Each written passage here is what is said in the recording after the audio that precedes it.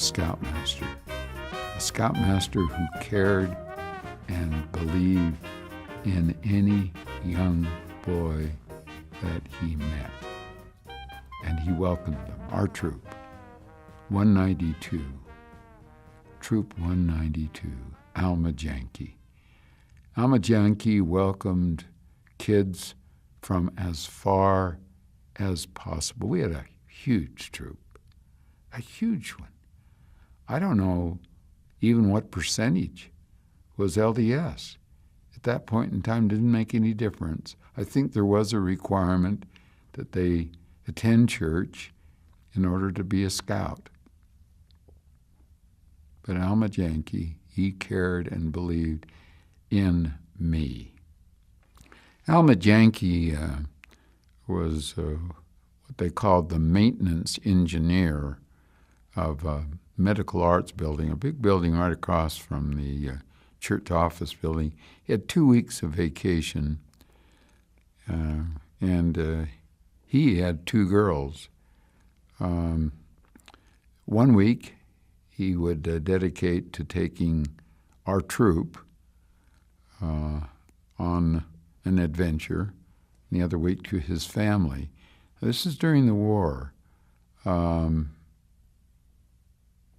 12 years old. It's during the 40s, and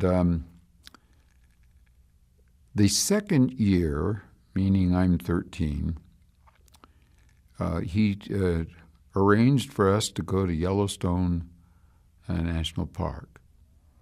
A challenge, gas, transportation, week, bunch of, I don't know how big we are, and I don't even know how much help he had. I just know that we went to Yellowstone National Park. And we were staying in an area, West Thumb, I think, but in any case, we were near mud pots. I'm not sure what mud pots. And I, with a bunch of fellow scouts, saw this particular mud pot, volcanic kind of thing. It was, there it was. And I wondered what it would be like to put something in that spout. And what would happen? Now, what kind of mentality would come up with that? First of all, so I got a log and walked out on the crust of that mud pot, which why I didn't fall into the mud pot, I'll never know. But I got that log and I lifted it in the air and I put it into that volcanic mud pot that had probably been forming for, who knows, 1 million years. It blew the log like a missile, a torpedo in the air, 15, 20, 25 feet. And of course blew the volcano apart. Today, that would have meant federal penitentiary for my entire life. What it meant then was an embarrassment that cannot be described to my scoutmaster, as the National Park Ranger informed him of what had happened, and I'm standing there with my scoutmaster and that National Park Ranger having done what I'd done. I cannot remember what was said, but whatever was said it made me realize what my responsibility was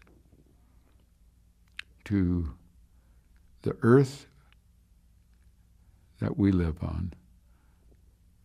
And I never wanted to be anything other than appreciative of every flower and every piece of grass. I was so ashamed. My scoutmaster, he was disappointed, but he cared about Alan Brown. And I dedicated myself to express appreciation for where we live and everything about living things, including people. I somehow felt as though that we're all much like that volcano. We can either respect it and care for it, or we can not care and destroy it. That's what Mrs. Myers did to me. She had the chance to either respect me as a little kid who got in a fight with her boy, or she could blow me up like that volcano.